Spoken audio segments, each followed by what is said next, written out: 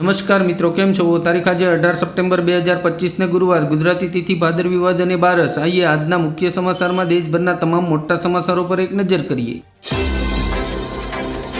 PM મોદીના જન્મદિવસે વિશ્વની સૌથી ઊંચી બિલ્ડિંગ બુર્જ ખલીફાને રોશનીથી શણગારવામાં આવી।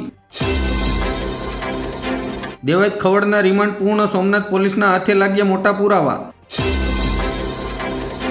ભારતમાં પરંપરાગત કારીગરોને મોદી સરકાર તરફથી મોટી ભેટ, 5% વ્યાજે 3 લાખ રૂપિયા સુધીની લોન આપશે।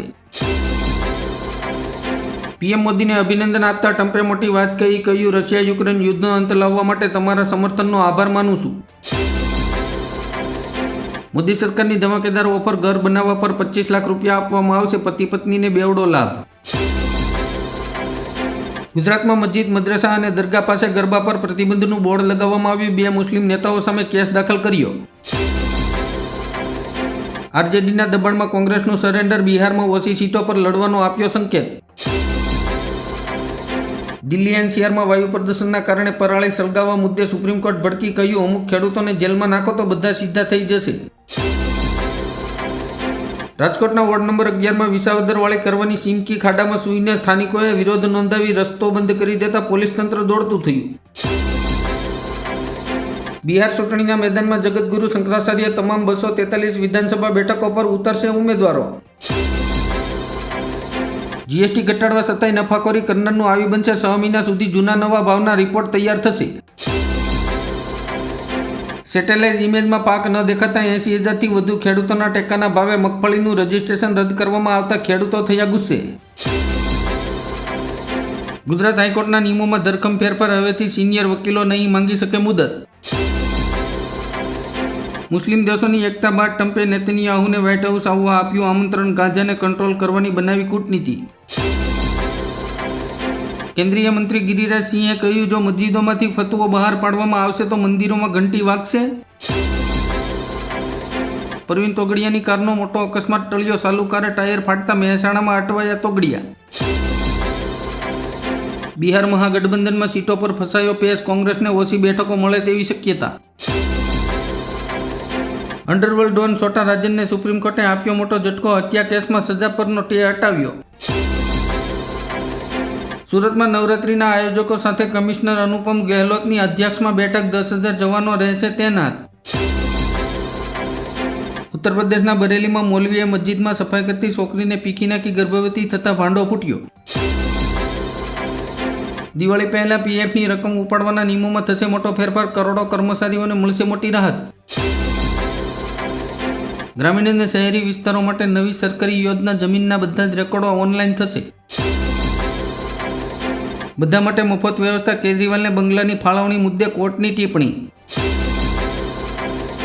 બિહારની ચૂંટણીની તૈયારીઓ સાથે ઈવીએમ મશીનમાં પણ થશે ફેરફાર। દેશભરમાં બિહારની જેમ એસઆઈઆર લાગુ કરવામાં આવશે, અડધાથી વધુ મતદારોએ કાગળો બતાવવા પડશે નહીં। પીએમ મોદીને મળેલી દેશ અને દુનિયામાંથી 1300 ભેટોની ઓનલાઈન હરાજી થશે। અમદાવાદમાં નવરાત્રી માટે તંત્રનો મહત્વનો નિર્ણય, એસજી હાઈવે પર રાત્રે 2 વાગ્યા સુધી ભારે વાહનો પર પ્રતિબંધ। જૂનાગઢ જિલ્લામાં શિષ્યવૃત્તિનું મોટું કૌભાંડ બહાર આવ્યું, 12 સંસ્થાઓ 2245 વિદ્યાર્થીઓના 4,60,00,000 રૂપિયા સાવ કરી ગઈ। તેલંગાણાના મુખ્યમંત્રીએ સ્થાનિક સ્વરાજની ચૂંટણીમાં 42% બીસી કોટા માટેના બિલોને કેન્દ્ર પાસે મંજૂરી આપવાની માંગ કરી। ભાજપને મેન્ડેટવાળી કરવી ભારે પડી, ધારાસભ્ય અરુણસિંહ રાણાએ પક્ષ સામે બગાવત કરી।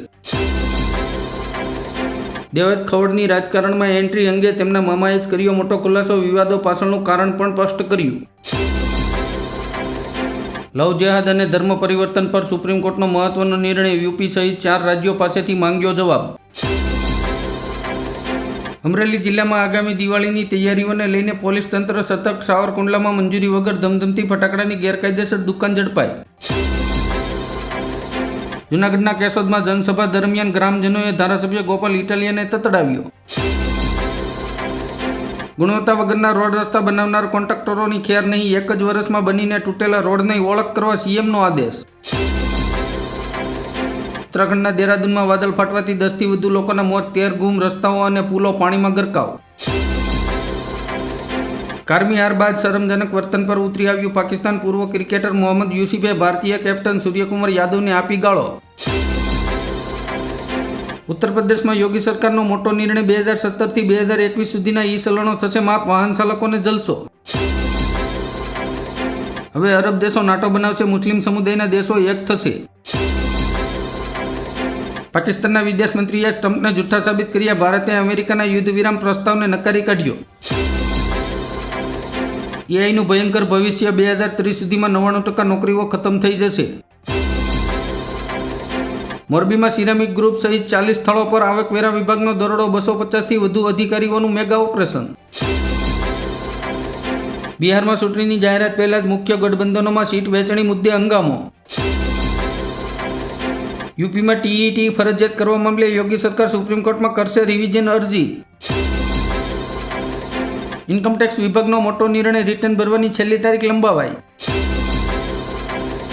પ્રધાનમંત્રી નરેન્દ્ર મોદીના જન્મદિવસ નિમિત્તે દિલ્હીમાં રેખા ગુપ્તા સરકારે એક મહત્વપૂર્ણ યોજના શરૂ કરી. દિવ્યાંગોને દર મહિને 6,000 રૂપિયાની સહાય આપશે.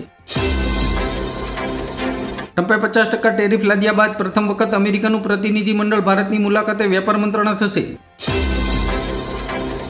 50% ટેરિફથી અમેરિકામાં ધંધો કરતા ભારતીય વેપારીઓ પરેશાન. દુકાન બંધ કરવાની નોબત આવી.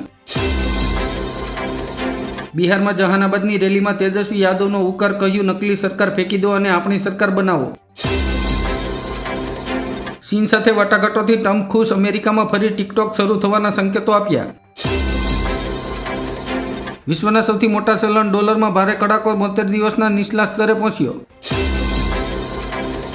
મુંબઈમાં કબૂતરખાનાને લઈને ફરી હોબાળો. બોરીવલીમાં ઉદ્ઘાટનના 2 દિવસ બાદ શરૂ થયો વિરોધ.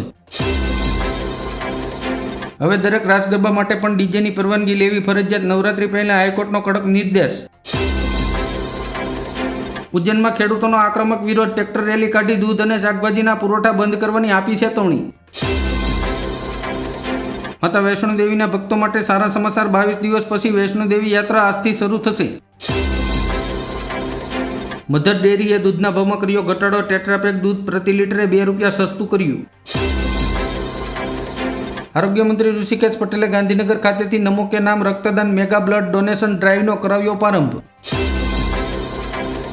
ભારતને મળ્યો પહેલો સ્કેટિંગ વર્લ્ડ ચેમ્પિયન. આનંદ કુમાર જીત્યો ગોલ્ડ મેડલ. પીએમ મોદીએ પાઠવ્યા અભિનંદન. નેપાળ બાદ અફઘાનિસ્તાનનો વિચિત્ર નિર્ણય. વાઈફાઈ પર પ્રતિબંધ લગાવી દીધો. નવરાત્રીના પહેલા નોરતે જ વરસાદનું વિઘ્ન. ગુજરાતમાં 6 દિવસની હવામાન વિભાગની આગાહી. પૈસાથી બધું ખરીદી શકાતું નથી. ગુજરાત હાઈકોર્ટે યુસુફ પઠાણને લીધો આડે હાથરે.